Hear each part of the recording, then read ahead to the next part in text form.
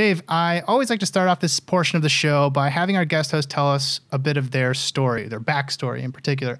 Our theme today is Follow Your Bliss, and it came about because as you were talking to me during our pre-interview, it seemed like you had a pretty circuitous path through life so far, but it's been for the best. And I was wondering if you could maybe retrace some of those steps for us and give us an idea about, where you came from and how you got to where you're at now.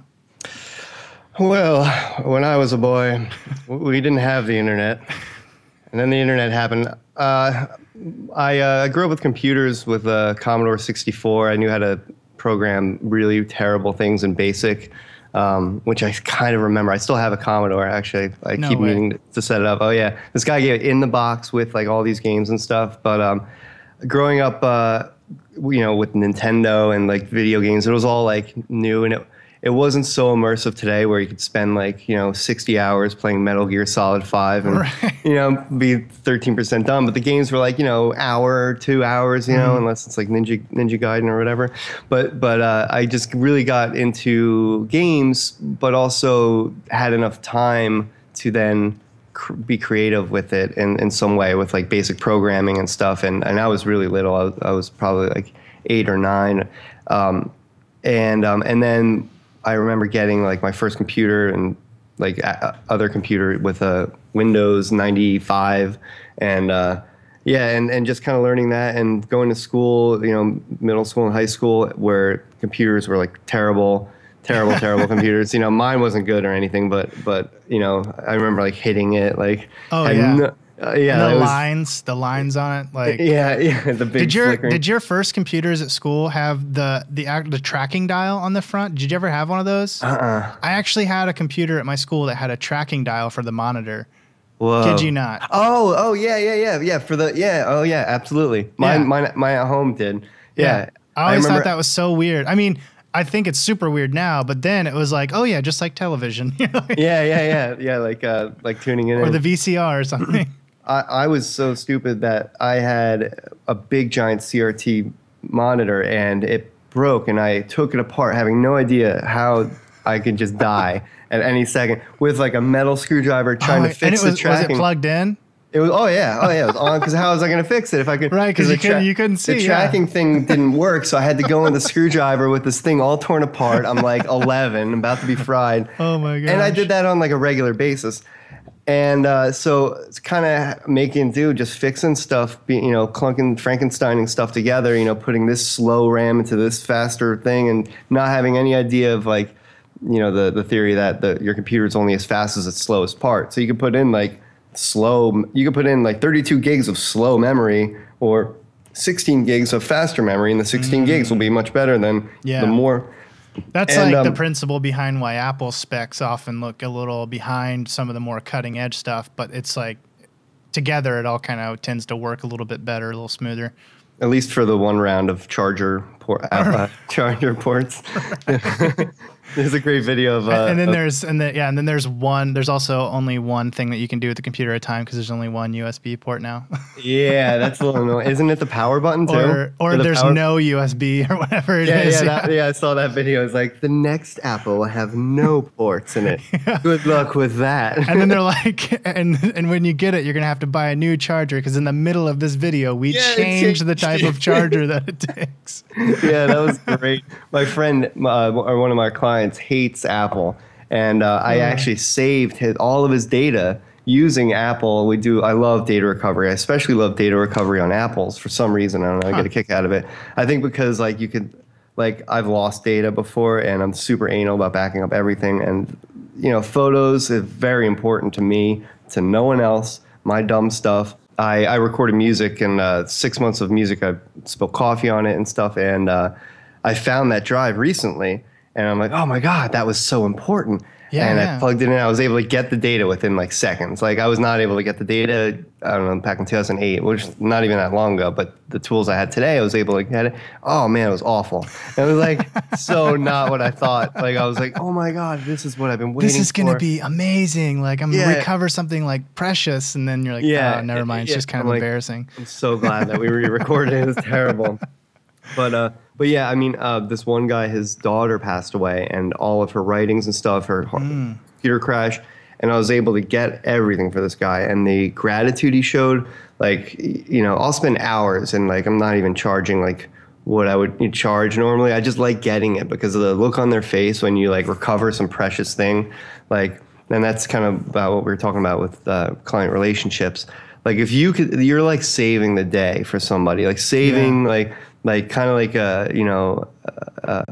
being a hero in some respect. So, or a doctor or something like that, you know, and that kind of feels good as a you know, a kind of a dummy, to be considered like something as important as that, you know, it's kind of cool. So, yeah, so I do like doing the data recovery, and most of the time, as long as the drive's not like clicking, but there's a great company called Fat Guy, Bald Guy out in California. I love the name and immediately was like, these guys are cool.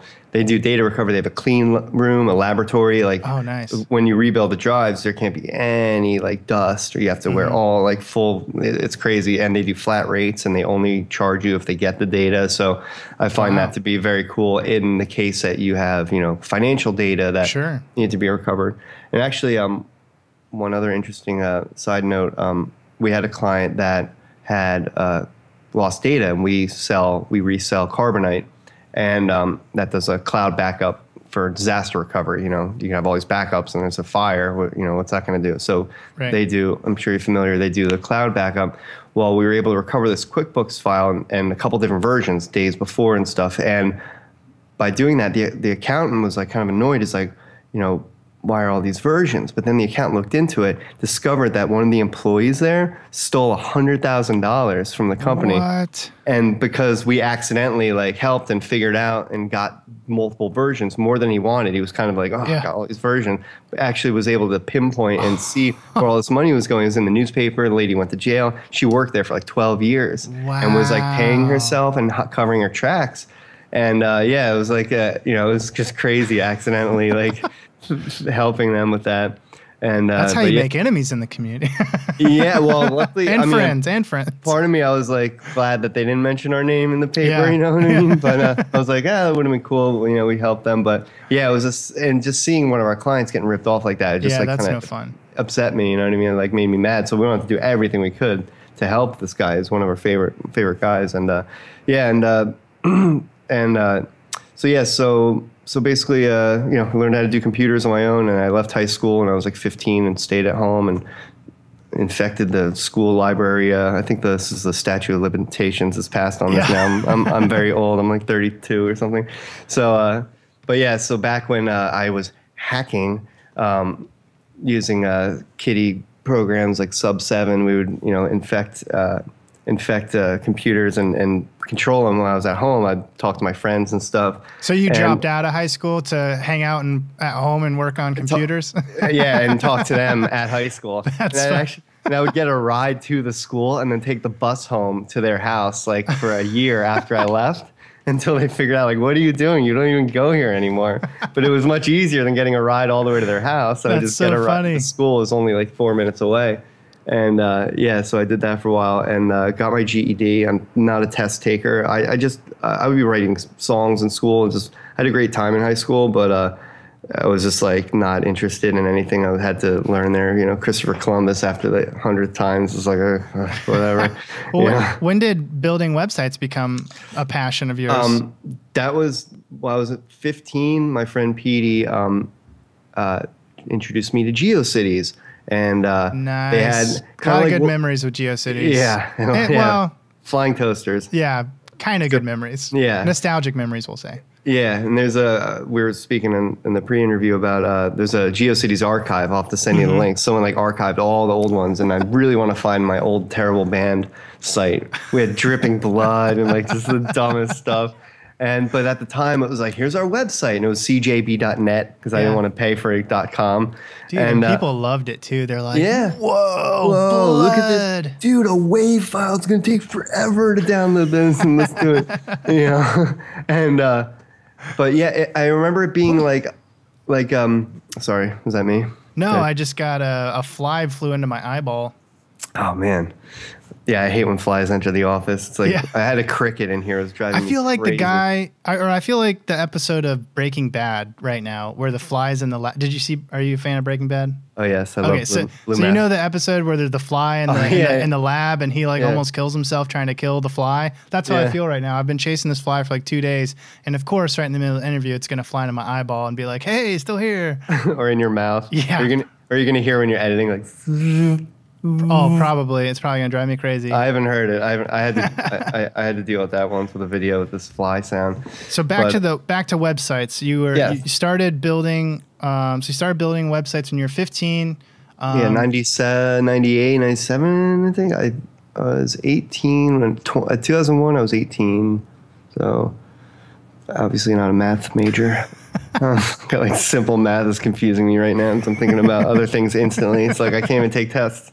But yeah, so I remember it being like kind of like WordPress has the content editor and then the code editor. I remember being able to switch back and forth. I don't know if I'm correct in that, but that's how I learned code. And back then, it was easy to learn source code by looking at the code. It made sense. It was very simple tables, and it just was easier to manipulate. And this is before Firebug or developer tools, source viewer, Inspect element or anything like that. Yeah, so you would just open up View Source in Notepad and using Netscape Navigator or whatever, and just kind of seeing that laid out. And it was a great time because I feel like if that were me today, I would be like, oh no, this is too much. Like seeing all the meta og data and like all these Google Analytics script or something, it would just be like too much, I think, without some serious training.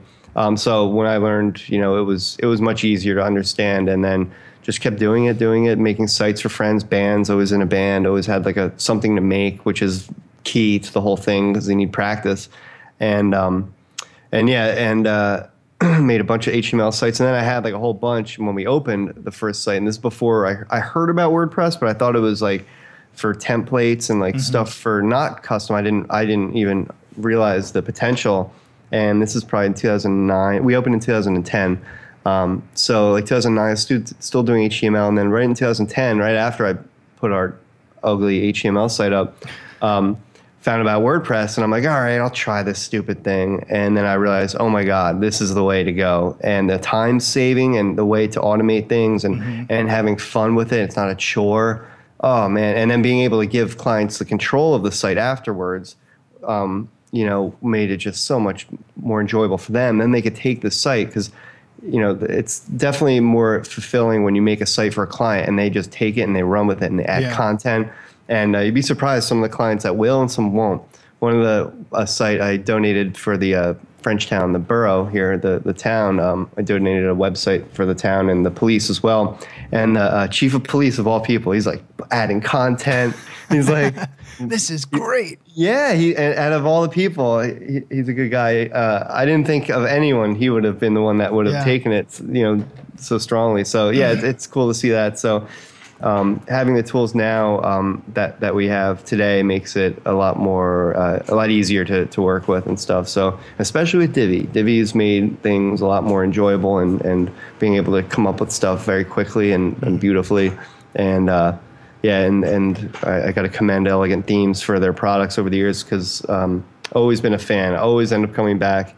And ever since Divi, I've just exclusively loved using that. And like I'll try a different theme or something. And I'm actually looking forward to trying the plugin builder plugin with some random theme. Just to see. But I just keep end up using the Divi theme because I just like it, and I know it in and out. And the code, underneath the hood, is just always very clean and very easy to understand and stuff because.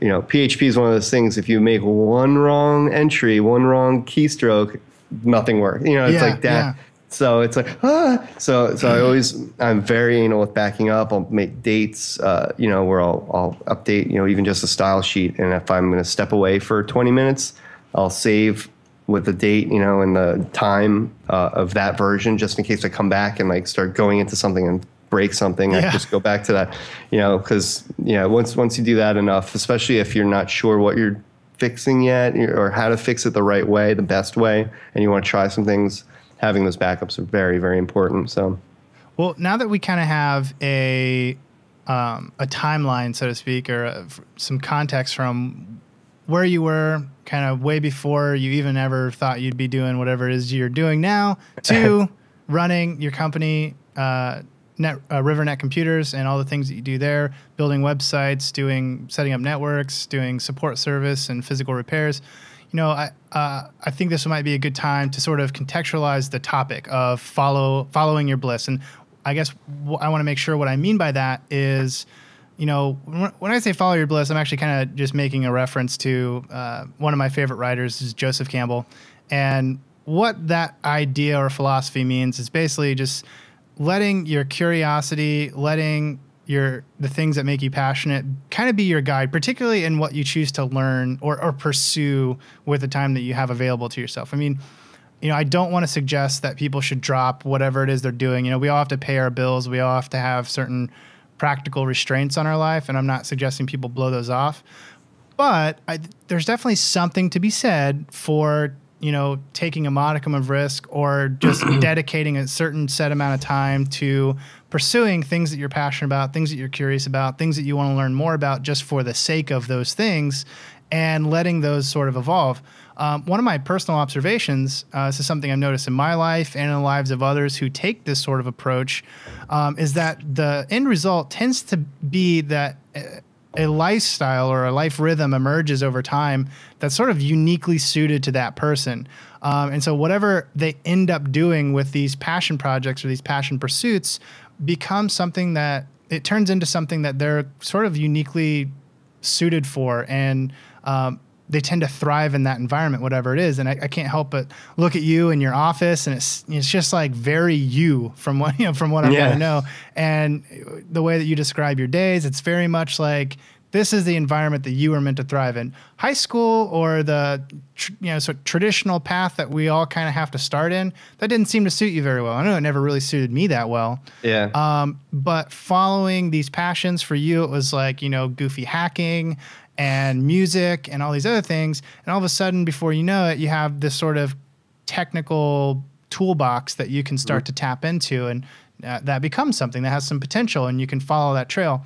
So I guess what I'm wondering is, I've just kind of talked about how these are my observations. Have you noticed that sort of thing has happened in your life? Oh, yeah, absolutely. And I didn't really even start to respect or enjoy learning until after I left high school for whatever reason. And having everything, on the internet, just like I love reading about stuff. When I was in high school, I just wanted to goof around and play music and do whatever.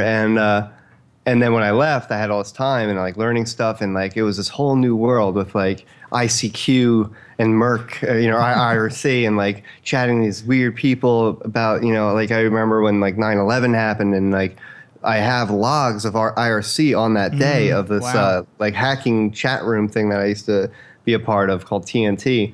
And I found the logs of like that, just seeing it like play out, and just like the stuff we talk about is just ridiculous. And the whole learning experience. We used to run a site that had like so much traffic and made no money. It was the hackers.com, HAQERZ.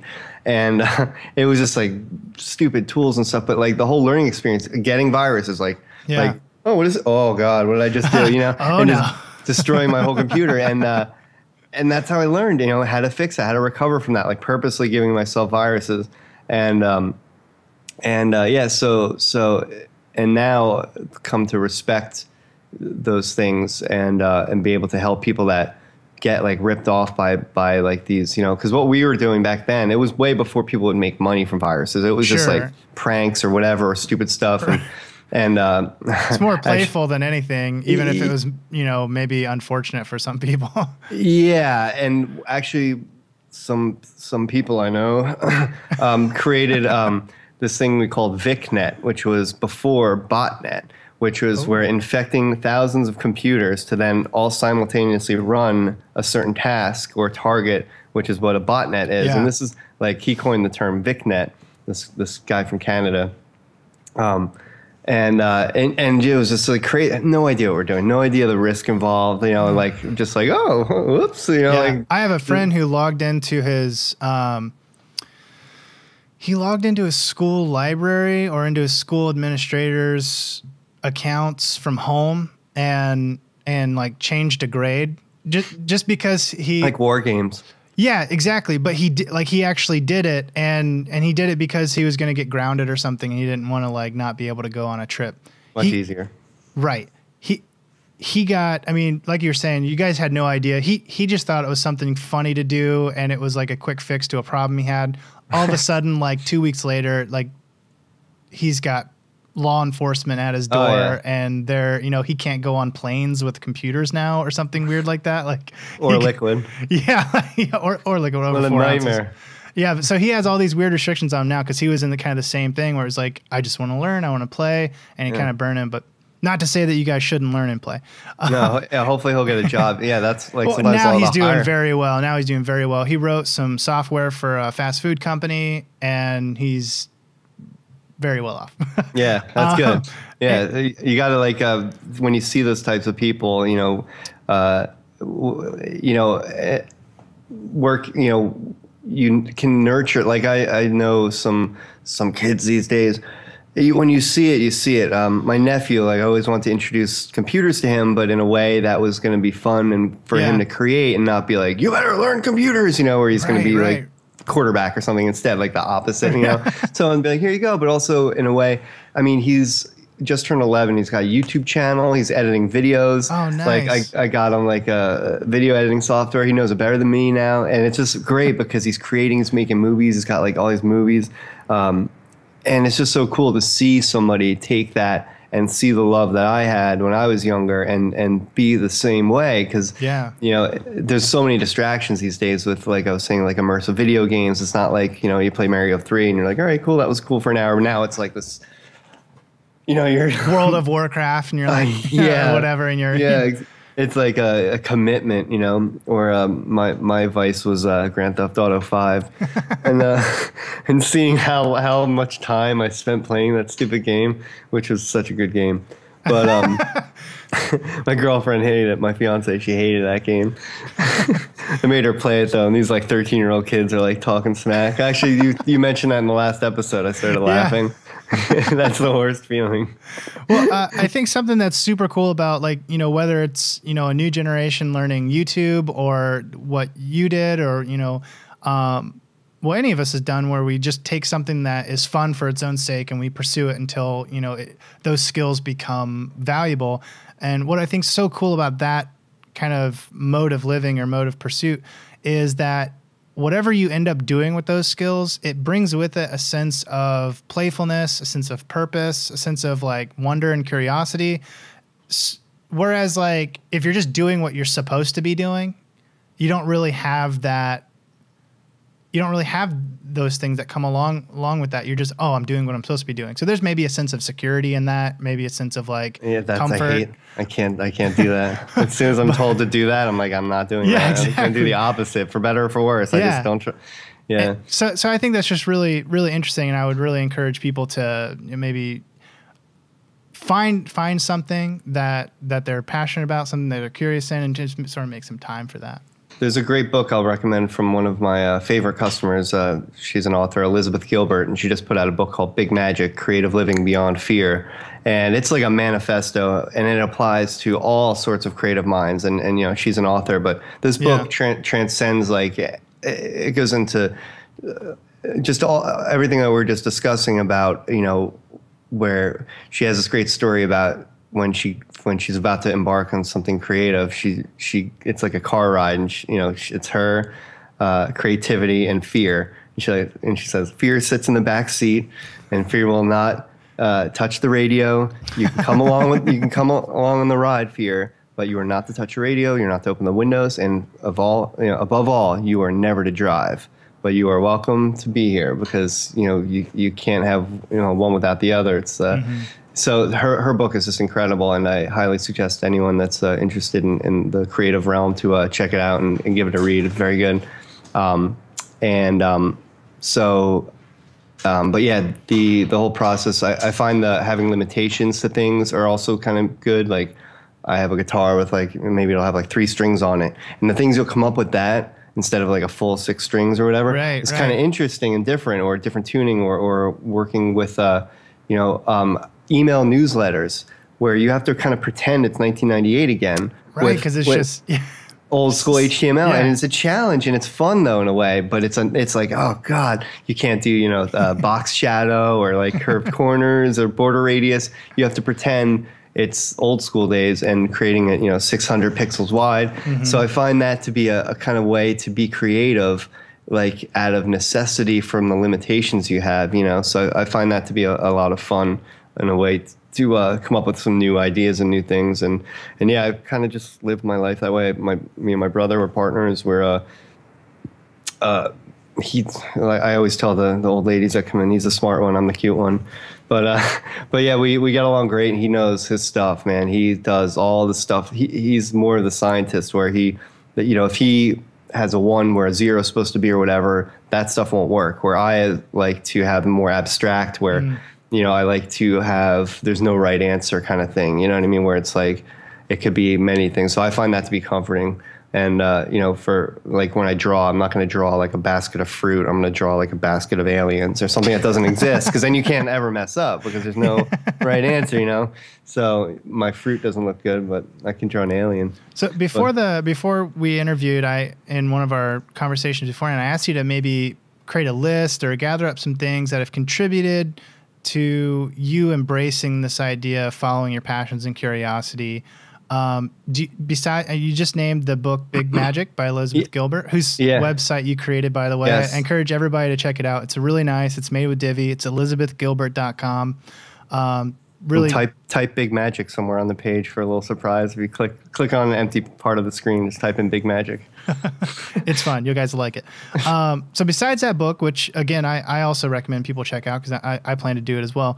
Are there other things that you came across that influenced you in this direction? I mean, I know you probably you seem to just be that kind of person who like naturally rebels against the traditional path, which is cool. I think I'm a little bit like that myself. But in my own life, I can definitely like find sort of, I guess, breaking points where I broke off because of a specific influence of a path that I was on. Do you have anything like that you maybe listed or thought of that? Oh yeah. I mean, definitely my parents are awesome, and my brothers, 2 biggest influences, because, I was like, hey, do I have to go to school next year? My parents are like, nah. I'm like, really? Oh my God. That was so easy. But I was like, oh my God. My brothers are like, you better work, don't be sitting around being lazy. And I immediately got I was 15, just turned 16 or something, like $10 an hour cash painting. I was like, oh my God, mad money, I'm making it rain, and nothing to spend it on. Mm-hmm. And just having them being so awesome was the big, especially now today with my brother. I have 2 older brothers, and being partners with him, it's just we vibe off each other, and he knows the right way to do things. He wouldn't have opened up that monitor and started tinkering with the screwdriver. I did. But I'm like out of the box kind of idea, and we kind of come together where like I'll suggest something maybe he didn't think of, or he'll tell me, Dave, don't put the outlet, don't put the fork in the outlet kind of thing, like something, or just stupid stuff like taking the battery out before you open the laptop, before you start make sure the battery's out, or when you unplug the desktop, hold the power to drain the capacitor, make sure there's no power in there. Safety first, everyone. So there's lots of things that like I didn't even know that that I learned from him, and vice versa, and we make a really good team. And just I think another thing, once I realized that I know a lot and I absolutely know nothing at all, and I think that's important to remember, because it's like keeping both of those in your head at the same time. It's like, yes, I have a lot of stuff that I came across or that I've experienced or learned, but it's like the more you learn, the more you know that you don't know that much at all. All I know is that I don't know. Yeah, and I love that, because I've seen where some computer people are like socially inept, or they think they know everything, and it's like you can't learn then. And I love like not knowing, or SEO is going to change drastically next year, or earlier this year. I like the whole thing, and everything is just changing so rapidly and keeping up with the pace, and also, Elegant Themes blog, which I'm a huge fan of. Yes. Yes. There's just Smashing Magazine. I love reading Smashing Magazine. That inspires me. Their books are just beautifully printed, and I fill my walls up with art and listen to music, and also the clients, the relationships. We're lucky that I can turn away people that might not be, fulfilling in some way, or maybe they're weird or wacky or they stink or something, but being able to say this guy is awesome, he inspires me, and or Elizabeth, who is like so wonderful to work with, and actually it was funny, last year her last book that debuted at New York Times bestseller. I did about 5 author websites last year, and so she was on best fiction, and then his book came out, and he was on the bestseller list at the same exact time, same week, for nonfiction, I think it was, but they were both on 2 separate lists of the top 10. And then her new book, we worked on really hard to promote it and everything. That debuted at number 1 on the New York Times bestseller list. So just like seeing these things, and I run a website called We Are Change. My friend Luke, he does everything. That's a Divi site, wearechange.org, and that gets so much traffic, unbelievable. I have a dedicated server just for his site, and unbelievable. And having that is a lot of fun because I've never had a site get so much traffic. And he's had the site for a while, and he confronts politicians and stuff, and definitely check him out. He's a journalist. And so I kind of run the behind the scenes thing for him and all the labor of love. He's a good friend of mine, and it's just a fun project to be able to have a site that's getting hundreds of thousands of hits. Yeah. And so these are just things that because it's like you find it fascinating and fun, and you're working on these projects, and so it sort of becomes self-feeding. Like the more you do, the more work you get because people see it. The more work you get, the more interesting problems you discover, and you have to kind of get to the bottom of, and then all of a sudden you've got a bigger portfolio. And so I think that's one of the things I want to leave people with. Thoughts I want to leave people with is just the idea that when you start going down this path, when you start feeding that curiosity, that passion, that interest, it sort of starts to self-perpetuate, and it can really snowball into something awesome, but it does take those like first steps, like for you, you've been operating in this mode for quite a while. You've been operating in this mode probably for as long as you can remember. And I think it sounds like a big breaking point for you from the traditional path, so to speak, was that moment where you said, I don't even want to do this last year of high school. I'm going to go learn about computers. I think for me, it was I graduated high school and I thought, I'm not going to go run track somewhere, run cross country somewhere on a scholarship. I'm going to go learn how to make movies. And so I went and did film school. Nice. Or a film internship rather. And so I want to really leave people with, maybe, I guess, since we both kind of spoke to this topic, want to leave people with, I guess, our best suggestion or our suggestion or our encouragement for the most frictionless way for someone to start following their bliss. Well, when you first meet somebody, be as nice as possible, and then treat them exactly as they treat you after that. Just look at this world. We got space computers and stuff in our hands and stuff. And the whole industry, it's like, it's all computers in the future. And there's so much work. There's so much work that there could be 3 other RiverNet computers in town here and we'd all be fine.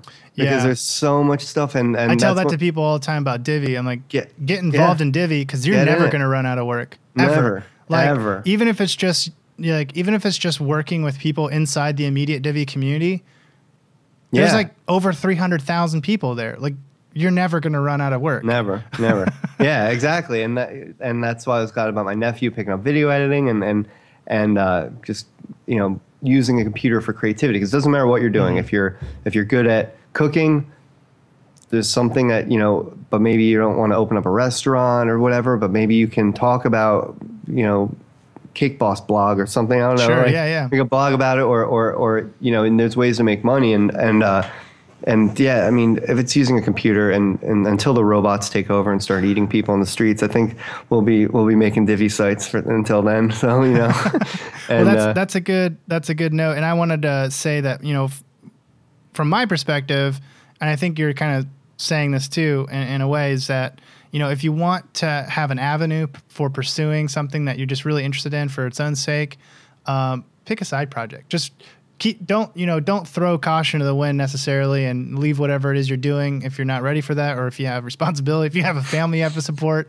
But pick a side project. Just spend 5 hours a week doing something that you make really a fake band. Yeah, that you really love, that you're really crazy about. And these side projects, just like we've talked about, if you're doing it and you're doing it passionately and you're learning about it and you're trying to become better at it, these things have a way of snowballing. And, it's something I've seen with the guests over and over again on the show is a lot of them, they kind of intended to be Divi specialists, but at the same time, they also were just at first kind of interested in WordPress, thought, what's this thing? I could probably do this. And they let their curiosity for, how does this work? Well, I should probably go check out the PHP template file. Or how does this work? I should probably learn how CSS functions. And they just kept digging long enough to all of a sudden they're like, well, I may not be an expert, but I'm definitely dangerous enough to make a go at this. And that's where it started for them, or that's where the new chapter started for them. So I would just encourage everybody, if you're fascinated with anything in this world of web design, of WordPress, of Divi, just dive in. Spend a little bit of time as often as possible until it turns into something. It is possible to do something that you love. So if you're sitting somewhere and you're looking around, you're like, I hate this place I'm in. I love this podcast, but I hate this job. Pick it up, because you could do it at home. It's fun. It's awesome. There's no shortage of work, and Divi makes it so much easier and enjoyable compared to pre-Divi. Yeah. PD and AD. Well, we're officially at like an hour and a half on the recording. I know I'm gonna have to edit this down. So we got tons of content for this show. We're gonna have to sign off. Dave, thank you so much for coming on. Thank Divi you very Nation. much. I really appreciate it. Oh, thank you. Oh, we gotta do it over again. I'm just kidding. I forgot to hit record. We said it at the same time. All right, see you, man. Don't forget, if you're watching this video on YouTube or Facebook, take a moment to subscribe, follow, like, and/or share.